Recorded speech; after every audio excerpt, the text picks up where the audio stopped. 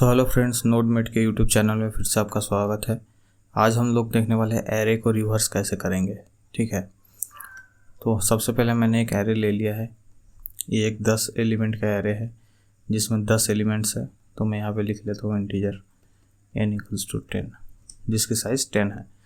सो मैंने इस सैम्पल यहाँ पे लिख लिया है आपको विजुअलाइज कराने के लिए, जिसका इंडेक्स नंबर ये है जो कि 0 से लेके 9 तक है, क्योंकि यहाँ पे 10 एलिमेंट्स है। अभी हमें क्या करना है, ये एरे को रिवर्स कराना है। रिवर्स का मतलब क्या होता है, जैसे कि ये 1 3 5 7 9 10 ऐसे लिखा हुआ है ना। जो इंडेक्स 0 पे 1 है, 1 पे 3 है, 2 पे 5 है, तो ये रिवर्स हो जाएगा। जैसे कि लास्ट वाला एलिमेंट यहाँ पे आ जाएगा, तो ये ऐसे हो जाएगा सीक्वेंस में 18 16 14 12 10 9 7 5 3 और 1। सो इसको रिवर्स करना है। तो उसके लिए क्या करेंगे, जैसे कि मान लीजिए मुझे पहला एलिमेंट रिवर्स करना है, तो मैं क्या करूँगा, मैं जो इंडेक्स 0 में है उसको मैं एक टेम्परेरी वेरिएबल में स्टोर कर लूँगा। सो यहाँ पे लिखता हूँ मैं इंट टेम्प इक्वल्स टू, ये जो 0 एलिमेंट है तो मैं लिखता हूँ यहाँ पे एरे ऑफ आई।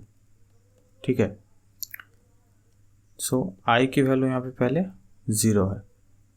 ठीक है, इसको मैंने एक टेम्परेरी वेरिएबल में रख लिया। अब मैं क्या करूँगा, ये जो लास्ट वाला एलिमेंट है इसको मैं उठा के यहाँ पे डाल दूँगा। ठीक है, सो उसके लिए क्या करेंगे, ये इसका पोजीशन क्या है, ये array of i. So array of i equals to ये लास्ट वाला एलिमेंट। लास्ट वाले एलिमेंट को कैसे ट्रैक करें, वो हो गया एरे ऑफ एन। एन मतलब क्या है 10, लेकिन इसकी वैल्यू 9 है। सो इसमें मैं क्या करूँगा, -i-1। इससे क्या होगा, n की वैल्यू 10 है, i की वैल्यू अभी कितनी है 0 और 1, तो ये कितना हो गया 9 हो गया। सो एरे ऑफ 9 की जो वैल्यू है ये 18, ये आके किस में स्टोर होगा, एरे ऑफ i, जिसमें अभी i की वैल्यू हमारा 0 है इसमें। ठीक है, अभी ये जो 1 था उसको हमने टेम्पररी में दिया था, अभी इसको हम क्या करेंगे, वापस से इसमें डाल देंगे लास्ट वाले में। सो ये क्या हो गया, array of n - i - 1 equals to क्या, एरे ऑफ i नहीं, यहाँ पे टेम्प, क्योंकि हमने टेम्पररी में रखा था। सो टेम्प की जो वैल्यू है वो इसमें डाल दो, ये टेम्पररी वेरिएबल में इसमें ये वाला है, सो इसमें ये डाल देंगे। सो जब i की वैल्यू 1 होगा तब ये यहाँ पे आ जाएगा। ठीक है, तो उसके लिए मैंने आपके लिए बना के रखा है। जैसे कि देखिए, सबसे पहला मैंने वैल्यू क्या किया, 18 को मैंने यहाँ पे डाला था और 1 को मैंने यहाँ पे भेज दिया था। तो यहाँ पे क्या होगा, यहाँ पे 18 हो जाएगा, यहाँ पे 1 हो जाएगा। जब i की वैल्यू 0 होगी, ये हो गया। अब i की वैल्यू 1 है, सो उसमें क्या होगा, ये 0 था, ये 1, ये 1 पे क्या होगा, जैसे जैसे i की वैल्यू बढ़ेगी ये तो ऐसे ऐसे कम होता जाएगा, क्योंकि हमने क्या लिखा है n - i - 1। ठीक है, अब ये 16 को क्या करेंगे, हम लोग इसमें लेके आएंगे, और ये जो 3 है इसको हम लोग इसमें लेके जाएंगे। सो यहाँ पे 16 आ जाएगा, यहाँ पे 3 आ जाएगा। उसके बाद क्या करेंगे, ये 14 है, इसको यहाँ पे लेके आएंगे, ये 5 को यहाँ पे लेके जाएंगे, तो यहाँ पे आ गया 14, यहाँ पे आ गया 5। उसके बाद जब इसकी वैल्यू 2 हो गया, सो 1 भी गया, 2 भी गया। अभी i की वैल्यू जब 3, यहाँ पे 3, तब ये क्या होगा, ये जो 12 है वो यहाँ पे 7 में आएगा, ये 7 12 की जगह पे जाएगा, ये हो गया। जब i की वैल्यू हो गया 4, यहाँ पे 4 है, यहाँ पे 5 है, सो ये 5 की वैल्यू 4 में आएगी, 4 की वैल्यू 5 में जाएगी। सो यहाँ पे क्या हो गया, देखिए ये 12 यहाँ आ गया था पिछले स्टेप में,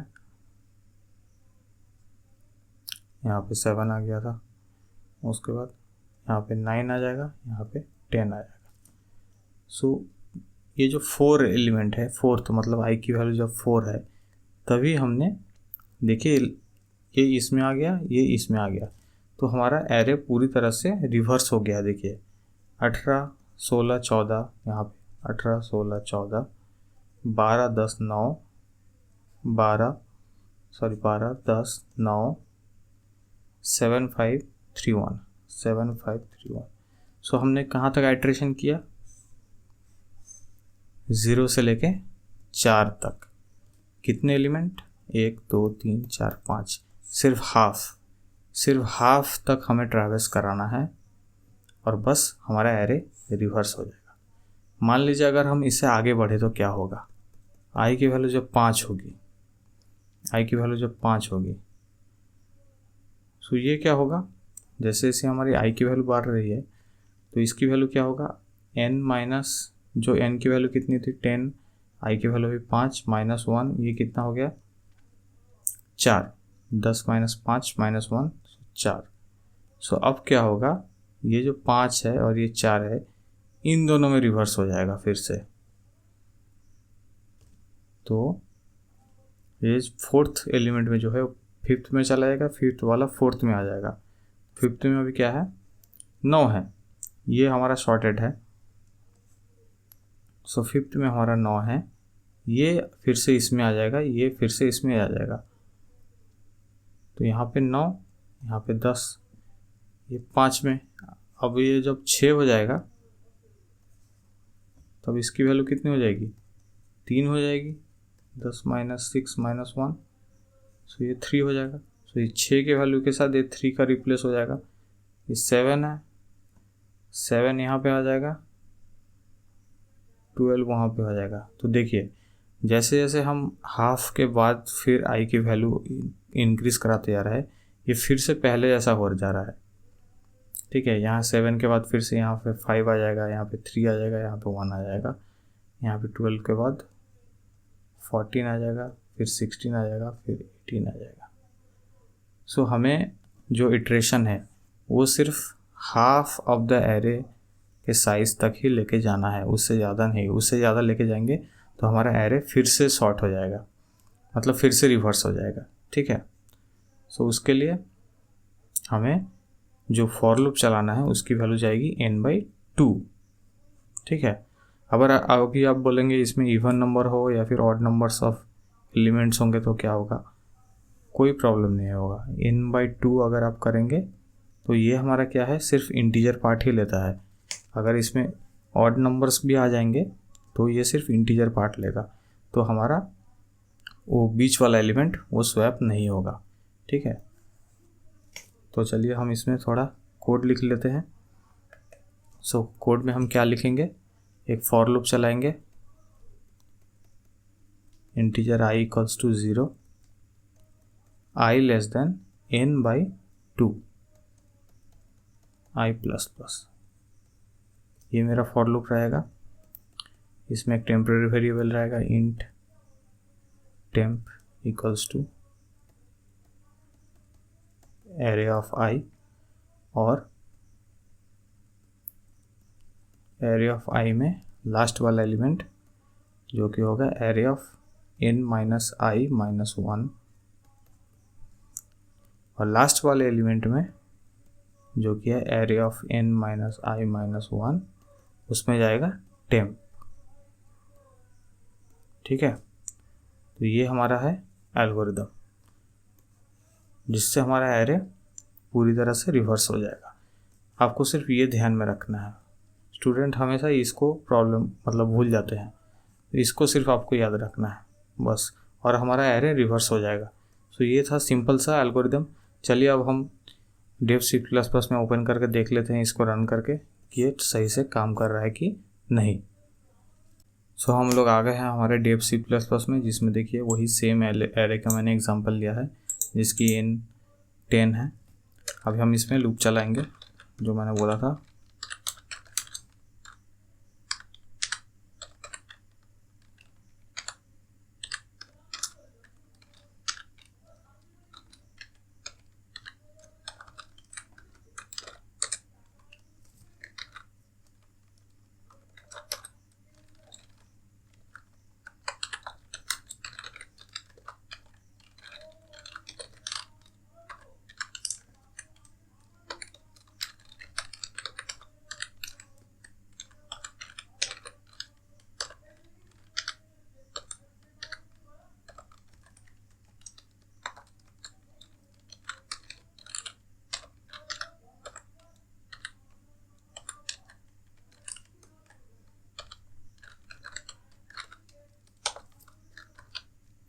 सो मैंने यहाँ पे एल्गोरिथम लिख दिया है फॉर लूप। इसके बाद हम लोग इसको प्रिंट करा लेंगे। प्रिंट कराने के लिए फिर से मैं एक फॉर लूप लिखना है मुझे, तो इसी को कॉपी करते हैं। इसमें प्रिंट करना है तो हमारा n पूरा चलेगा, लेस देन i हमारा लेस देन n तक चलेगा, और इसमें सी आउट करेंगे। ये पहले यहाँ पे रिवर्स हो जाएगा, उसके बाद हम लोग यहाँ पे प्रिंट कर रहे हैं। सॉरी,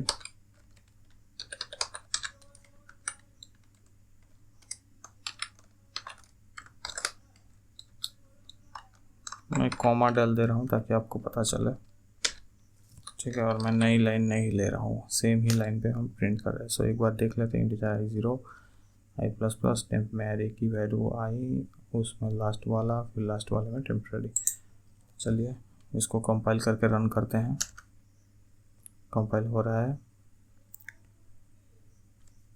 देखिए अब ये रन हो गया।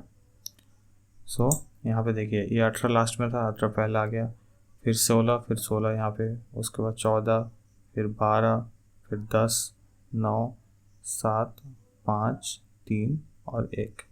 सो ये था एरे रिवर्स, ठीक है। अगर आपको समझ में आया तो हमारे वीडियो को लाइक करिए, शेयर कीजिए अपने फ्रेंड्स के साथ। अगले और भी वीडियोस देखने के लिए चैनल को सब्सक्राइब कर लीजिए, क्योंकि हम लोग पूरे डेटा स्ट्रक्चर को कवर करने वाले हैं। ये जस्ट सिंपल हम प्रॉब्लम से हम लोग स्टार्ट किए हैं, धीरे धीरे हम लोग मॉडरेट फिर टफ प्रॉब्लम में भी जाएंगे। सो उसके लिए चैनल को सब्सक्राइब कर रखिए और वीडियो एक के बाद एक देखिए, सिक्वेंशियली देखिए, तो आपको बहुत जल्दी समझ में आएगा। सो नोडमेट में बने रहने के लिए थैंक यू।